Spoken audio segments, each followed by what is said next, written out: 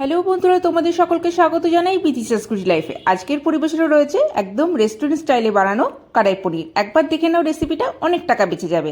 তার জন্য পনিরগুলোকে আমি চৌকো করে কেটে নিয়েছি। তোমরা চাইলে 3 কোনা 4 কোনা 5 কোনা যে কোনো শেপে কেটে নিতে পারো। আর প্রয়োজনীয় মশলাপাতি সব কেটে কুটে এবার কড়াই বসিয়ে দিলাম। কড়াইয়ে প্রথমে করে নেব কড়াই মশলা। তার জন্য দিয়ে দিলাম শুকনো লঙ্কা, গোটা জিরে, গোটা ধনে, গোটা মৌরি আর কিছুটা গোলমরিচ। বেশ ভালো করে হালকা করে নাড়াচাড়া করে নিলাম। তারপর এটাকে শুকনো খোলায় একটু গুঁড়িয়ে নেব।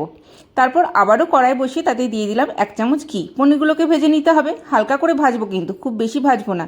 পনিরও ভাজা কমপ্লিট। এবার বেঁচে যাওয়া ওই ঘিয়ের মধ্যেই ক্যাপসিকাম, পেঁয়াজ আর টমেটোগুলোকে খুব হালকা করে একটু নাড়াচাড়া করে নিলাম, সেগুলো তুলে নিলাম। এইবার সমস্ত ভাজাভাজি কমপ্লিট। এইবার কড়াই দিয়ে দিলাম সামান্য একটু সাদা তেল আর আরও 1 চামচ মতো ঘি। তেল ঘি যখন মিলেমিশে যাবে দিয়ে দিলাম পেঁয়াজ কুচি। পেঁয়াজটাকে খুব হালকা করে ভাজবো, বেশি লাল করে ভাজবো না কিন্তু।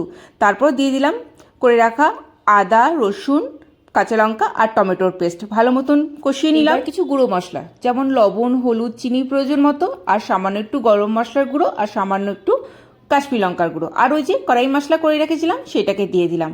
এইবার জম্পেশ করে কষিয়ে নিতে হবে, একদম রকরকে লাল হবে আর তেল ছেড়ে যাবে। সমস্ত কমপ্লিট। এইবার ভেজে রাখা ক্যাপসিকাম, টমেটো, পনির, পেঁয়াজ সব কিছু দিয়ে আবারও ভালো মতন মিশিয়ে নিলাম। তারপর সামান্য একটু প্রয়োজন মতো জল দিয়ে ঢাকা দিয়ে রাখবো মিনিট 5 জন্য। গ্যাসের ফ্লেমটাকে একদম লো করে।